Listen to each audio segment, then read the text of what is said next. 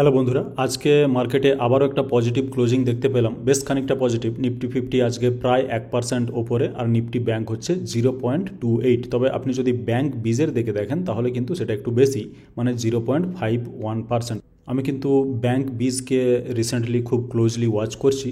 তো যাই হোক, এই আজকে যে নিফটি কিছুটা লাফিয়েছে সেটা আমি কালকে কিন্তু আমার ভিডিওতে কভার করেছিলাম। এই ভিডিওতে রিকভারি শুরু হলো নাকি এখনও দেরি আছে। তো এই ভিডিওটা যদি দেখেন তাহলে শুধু এটা নয়, অনেক কিছু শিখতে পারবেন। আর এই ভিডিওতে আমি কালকে অলরেডি বলেছিলাম যে কিভাবে 22,500 বা 550-এর কল রাইটাররা ট্র্যাপ হতে পারে। তো সেটাই হয়েছে আজকে মার্কেটে। দেখতেই পাচ্ছেন মার্কেটের আজকের একদিনের যে চাল, সেটা প্রথমে কিছুটা উইকনেস দেখালেও তারপরে এখানে এসে আবার কিছুটা দেখিয়েছে। এগুলো হচ্ছে কিছুই না, জাস্ট ভয় দেখানো। তারপরে কিন্তু এক নাগাড়ে কিন্তু ওপরের দিকে গিয়েছে। 22,550-কে বেশ কয়েকবার টাচ করে ওপরে গিয়েছে, আর তারপরে কিন্তু 22,544, মানে ধরতেই পারেন 22,550-এর কাছে ক্লোজিং দিয়েছে। তো আজকে ছিল এক্সপায়ারি ডেট, সে কারণে আজকের যে লাফানো, এই লাফানোতে খুব একটা কিন্তু মজে গেলে চলবে না। আপনাকে অ্যাকচুয়াল ট্রেন্ড বা মার্কেটের অ্যাকচুয়াল স্ট্রেংথ বুঝতে গেলে কিন্তু কালকে শুক্রবার কাল পর্যন্ত ওয়েট করতে হবে। তার কারণ এটা আজকের যেটা, সেটা কিন্তু এক্সপায়ারি ডের জন্য এক্সপায়ারি রিলেটেড মুভমেন্ট হতে পারে। তো আবারও আজকে যেহেতু মার্কেট বেশ খানিকটা পজিটিভে ক্লোজ হয়েছে, আর এখানে যা কিছু ইন্ডেক্স আমার লাগানো থাকে সব কিছুই গ্রিন, গোল্ড ছাড়া। গোল্ড স্লাইটলি মানে 0.54% মতো পড়েছে, বাকি প্রত্যেকটা ইন্ডেক্স কিন্তু গ্রিন। সব ধরনের ইন্ডেক্স আছে এখানে, small cap, mid cap, auto, Nifty, এখানে এফএমসিজি, ফার্মা, আইটি, ব্যাংক, ঠিক আছে। তো সবগুলোই কিন্তু দৌড়েছে। তবে আজকে এফআইআই কিন্তু আবারও সেল করেছে। দেখতে পাচ্ছেন 2377 কোটির সেলিং। হয়তো সেলিং প্রেসার কিছুটা ধীরে ধীরে কমছে, তবে কোথায় গিয়ে থামবে এবং থামার পরে কখন পজিটিভ হবে সেটাই কিন্তু আমাদের দেখতে হবে। আর বাকি যদি আপনি এশিয়ান মার্কেটের কথা ভাবেন তাহলে এশিয়ান মার্কেট একটু দেখে নিই। 37,704, মানে 0.77% আপ হচ্ছে আপনার নিক্কি। এখানে হ্যাংসেং যদি দেখেন, হ্যাংসেংয়ে অবাক হয়ে যাবেন। ওয়ান ডে যদি আপনি দেখেন আজকেই 3% আপ। আপনি যদি এক মাসে যান তাহলে এক মাসেই হ্যাংসেং ইন্ডেক্স কিন্তু 16% দৌড়েছে। আর যদি আপনি এক বছরে যান তাহলে কিন্তু 48% দৌড়েছে হ্যাংসেং। মানে আমাদের নিফটি ভাবুন এক বছরে 50% দৌড়চ্ছে, মানে সেটা একটা হিউজ কিন্তু বুলরান বলা চলে। বাকি যদি কসপি দেখেন তাহলে কসপিতে হচ্ছে আজকে 0.70% আপ, আর এখানে সাংহাই কম্পোজিট 1.17% আপ। তো পুরো এশিয়ান মার্কেট আমি দেখালাম মেন চার্টে, তো এগুলো কিন্তু সবগুলোই পজিটিভ। তবে এফআইআই এখনও পর্যন্ত ইন্ডিয়াতে ফিরছে না। কবে ফিরবে সেটা একটা প্রশ্ন, বড় প্রশ্ন। সেটা নিয়ে একটা পুরো ভিডিও বানানো যেতে পারে।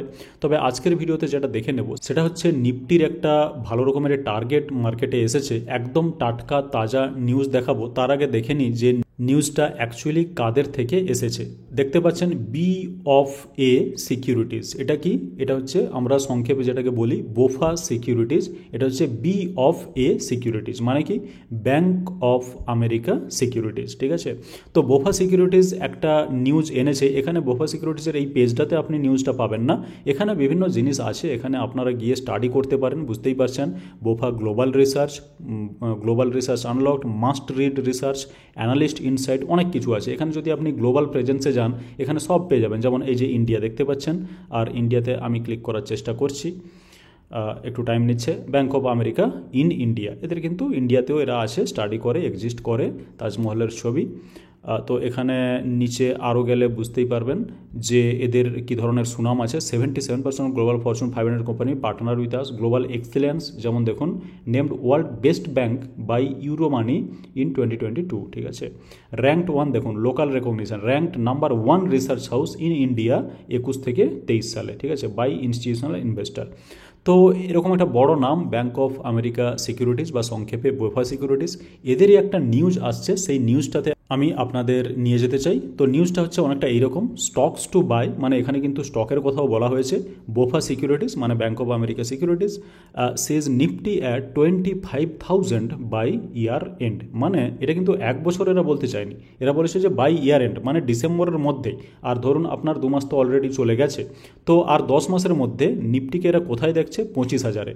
ওকে, আর চেক ইটস 12 টপ বেটস, ঠিক আছে। সেটা 12ই হোক বা 10ই হোক 11ই হোক, আমরা যেটা দেখতে চাই সেটা হচ্ছে এরা মার্কেট যখন এতটা নিচে আছে ঠিক কোন ধরনের স্টকগুলোতে ফোকাস করতে চাইছে। সেগুলো দেখলে আমরাও কিন্তু একটু আইডিয়া পেতে পারবো। আর আমি এই ভিডিওতেই আমার কোনগুলো ফেভারিট সেগুলোও কিন্তু আমি চিহ্নিত করে আপনাদের দেখাবো। তো এখানে দেখুন যেটা সামারিটা লেখা আছে, however BofA securities remains bearish on small and mid cap stocks. এটা আপনার খারাপ লাগতে পারে, কারণ আপনি হয়তো স্মল ক্যাপ বা মিড ক্যাপ স্পেশালিস্ট, তো সেক্ষেত্রে এদের যেটা বলার সেটা হচ্ছে remains bearish on small and mid cap, ঠিক আছে। তো এদের সেভাবে কিন্তু স্মল মিড ক্যাপের ওপরে মোটামুটি দেখা যাচ্ছে যে বিশ্বাস নেই, তবে কি it has recommended buying 12 large cap stocks most of which are Nifty 50 constitution. তো বড় 12খানা স্টকের কথা এরা বলেছে, সেগুলো আমরা এক এক করে দেখে নেব। পোটেন্সিয়াল কেমন আছে 10% থেকে 42% পর্যন্ত। তো সেটা যদি বাই ইয়ার এন্ড মানে 2025 এন্ডের মানে ডিসেম্বর বা 2026 জানুয়ারির মধ্যে যদি কেউ মোটামুটি 10 থেকে 42% প্রফিটও ইনকাম করতে পারে অন অ্যান অ্যাভারেজ, তার ধরুন সেটা হয়তো 20% হয়ে যাচ্ছে, সেটা কিন্তু একটা হিউজ রিটার্ন বলে আমি মনে করি। সেখানে হয়তো 10 মাস বাকি আছে। তো এখানে দেখবো যে এই যে 10% আছে, এই ধরনের এই 10%টা কিন্তু বেশি নয়, বেশিরভাগ স্টকের ক্ষেত্রেই কিন্তু এটা 20%-এর ওপরে। তো কোন কোন স্টক সেগুলো আমরা একটু এক নজরে দেখে নিতে চাই প্রথমে, আর তারপরে আমি আপনাদের অ্যানালিসিস করে দেখাবো, মানে একদম ছোট্ট অ্যানালিসিস করে নেব প্রত্যেকটা স্টকের, আর তার মধ্যে কোনগুলো আমি ওয়াচ লিস্টে রাখিয়ে অ্যানালিসিস করতে চাই, তো সেগুলো কিন্তু আমি আপনাদের জানাবো।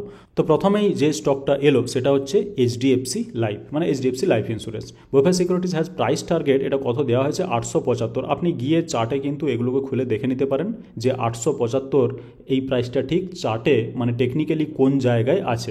আমরা এখানে এতটা করলে কিন্তু অনেক টাইম চলে যাবে ভিডিও বানাতে, তো সে কারণে এখানে জাস্ট আপসাইডটা দেখে নেব। আপসাইড দেখুন এইচডিএফসি লাইফে যেটা 875 টার্গেট আছে সেখানে কিন্তু আপসাইড দাঁড়াচ্ছে 42%। এটা কিন্তু একটা হিউজ, মানে এটাই হাইয়েস্ট সম্ভবত। দেখি পরে পরে কি আছে। মাহিন্দ্রা অ্যান্ড মাহিন্দ্রা এমএনএম, সেখানে টার্গেট রাখা হয়েছে 3650 টাকা, এখানে দেখতে পাচ্ছেন, আর আপসাইড হচ্ছে 40%। আমি সেটাই বললাম আপনাকে যে 10 থেকে 42% হতে পারে, বেশিরভাগেরই আপসাইড কিন্তু ওই বেশির দিকেই আছে, 10%-এর দিকে নয়। তো যাই হোক, মাহিন্দ্রা 40% ফ্রম কারেন্ট লেভেল। এরপরে আছে ভারতী এয়ারটেল, তো টার্গেট এখানে দেওয়া হয়েছে 2085 টাকা, যেটা প্রায় আপসাইড হচ্ছে 31% কিন্তু দাঁড়াচ্ছে ভারতী এয়ারটেলে। আর এগুলো দেখতেই পেলেন যেগুলো এক বছরের মধ্যেকার টার্গেট সবগুলোতে।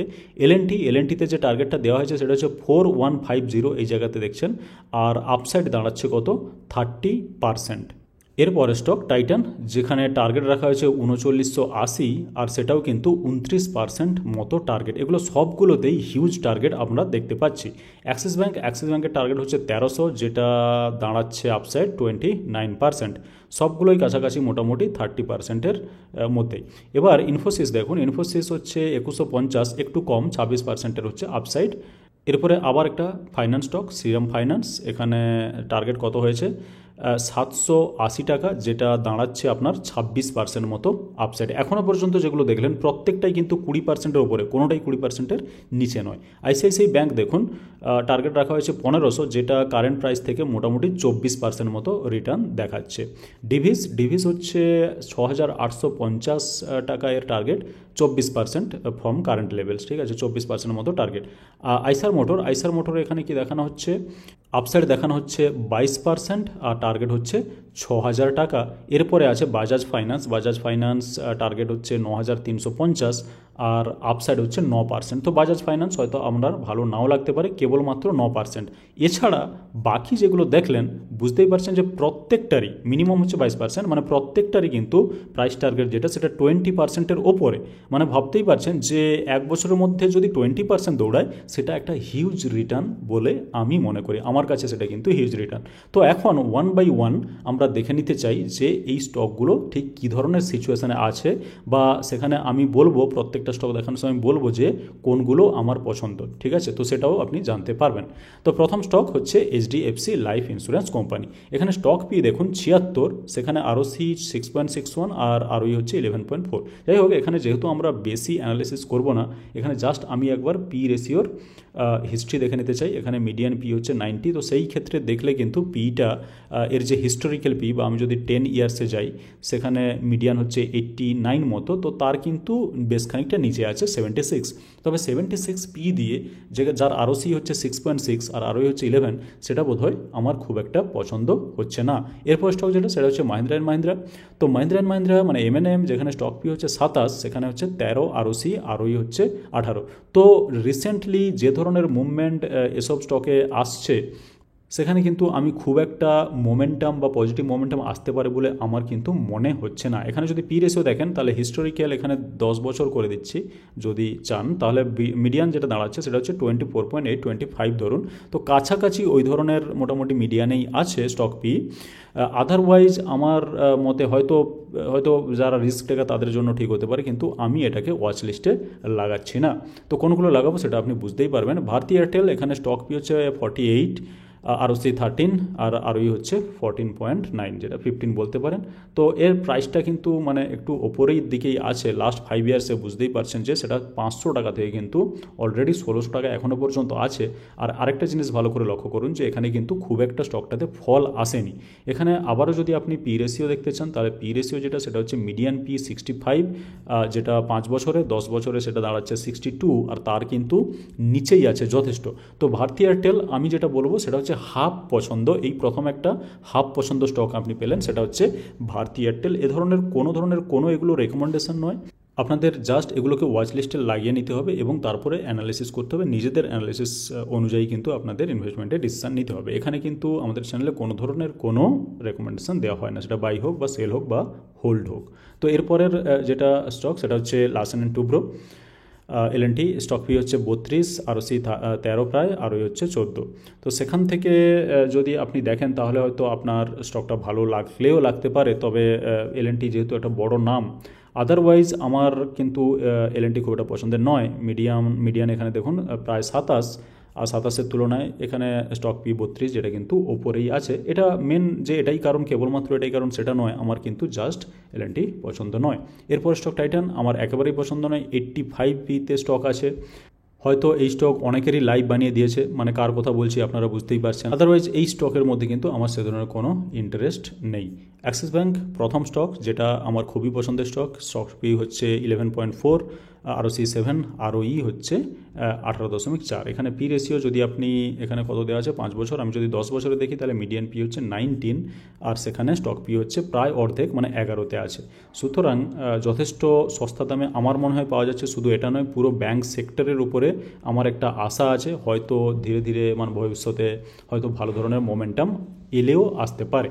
তো এটা আমার হাফ পছন্দ নয়, ফুল পছন্দ, সে কারণে আমি কিন্তু এটাকে স্টাডি করব। আবারও বলছি এ ধরনের কোনো রেকমেন্ডেশন এগুলো নয়।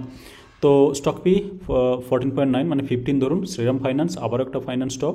এখানে যদি আপনি 5 বছর দেখতে চান তাহলে মিডিয়ান পি যদি আমি দেখতে চাই, মিডিয়ান পি হচ্ছে এর 12.5, সেখানে 14.9, মোটামুটি কাছাকাছি আছে। আর এ ধরনের এনবিএফসি কোম্পানির উপরে আমার একটু ইন্টারেস্টও আছে, সে কারণে আমি কিন্তু এটাকে স্টাডি করতে চলেছি। আপনি বলতে পারেন যে এটা হাফ পছন্দ। এরপরে স্টক হচ্ছে ইনফোসিস। ইনফোসিসের এই নাম্বারগুলো আপনার ভালো লাগবেই, সে বিষয়ে কোনো সন্দেহ নেই।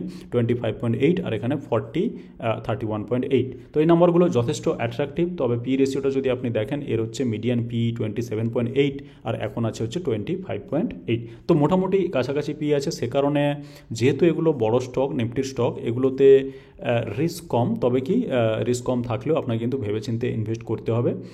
রিসেন্টলি যদি আপনি প্রাইস চার্টটা একটু দেখেন তাহলে প্রাইসটা খুব একটা যে নিচে আসে সেরকম কিন্তু নয়, প্রাইস কিন্তু ওপরেই আছে। তো এই ধরনের স্টক সলিড স্টক, কিন্তু আমি হয়তো ইনভেস্টমেন্টের যখন কথা ভাববো তখন হয়তো এই স্টকগুলোকে আমি খুব একটা কনসিডার করব না।